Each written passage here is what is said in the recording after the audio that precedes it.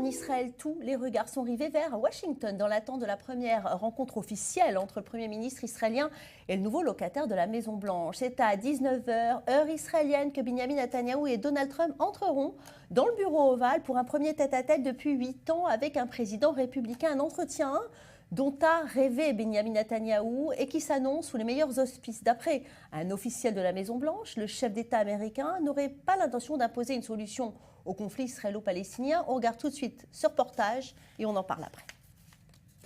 Personne ne peut prévoir ce qui sortira de la première rencontre entre Donald Trump et Benjamin Netanyahou, en voyage officiel aux États-Unis. Et dans ce voyage, le Premier ministre israélien devrait avancer avec prudence pour soulever des problèmes compliqués, sans susciter la colère du nouvel hôte de la Maison-Blanche, ni celle de sa base politique très à droite. Benjamin Netanyahou subit des pressions de sa coalition pour imposer sa vision à Donald Trump. Et juste avant son départ pour les États-Unis, le Premier ministre a envoyé un message très clair à ses ministres. Je vais guider et diriger. C'est exactement ce que je compte faire. Guider et diriger l'alliance historique entre Israël et les États-Unis, dans l'intérêt national d'Israël et dans celui de tous les citoyens israéliens. Le Premier ministre israélien a déjà rencontré Rex Tillerson, le secrétaire d'État américain, comme en prélude à son entretien avec Donald Trump. Ensemble, ils devraient aborder 3 questions principales: l'Iran, la Syrie et le conflit avec les Palestiniens. Plus précisément, l'avenir des implantations juives au-delà de la ligne verte, avec une question en toile de fond: faut-il réellement créer un État palestinien ?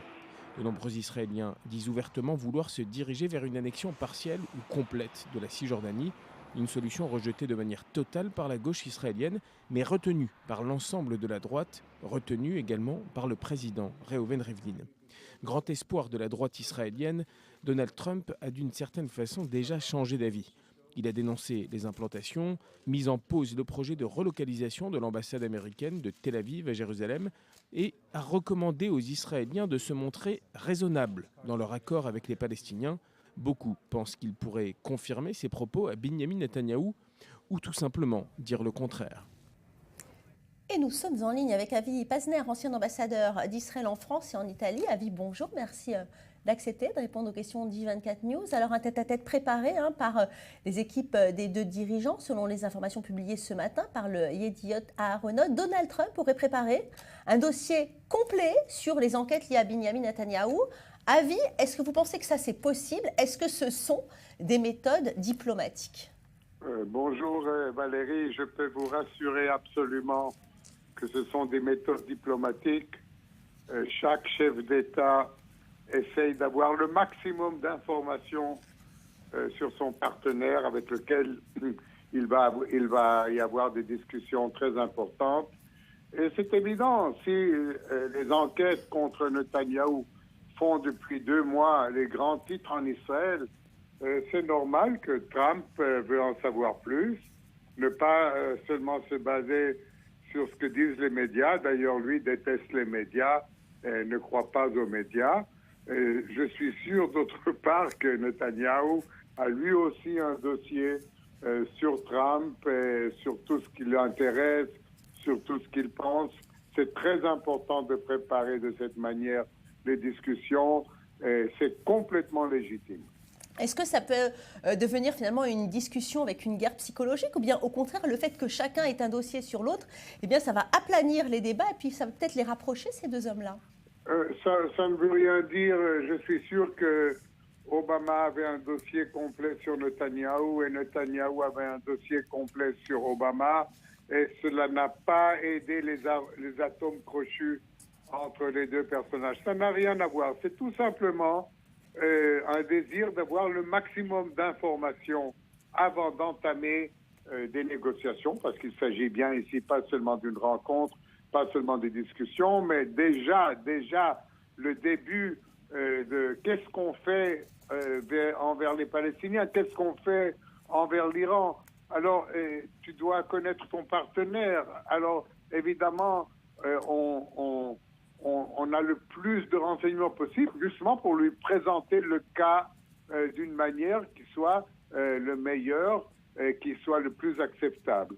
Et ce n'est qu'un détail, Valérie, vous savez, ce n'est qu'un détail, la préparation des dossiers. On prépare aussi les dossiers sur les sujets, c'est-à-dire on prépare minutieusement exactement les positions sur la question palestinienne, sur la guerre en Syrie, sur l'Iran, etc., etc., etc.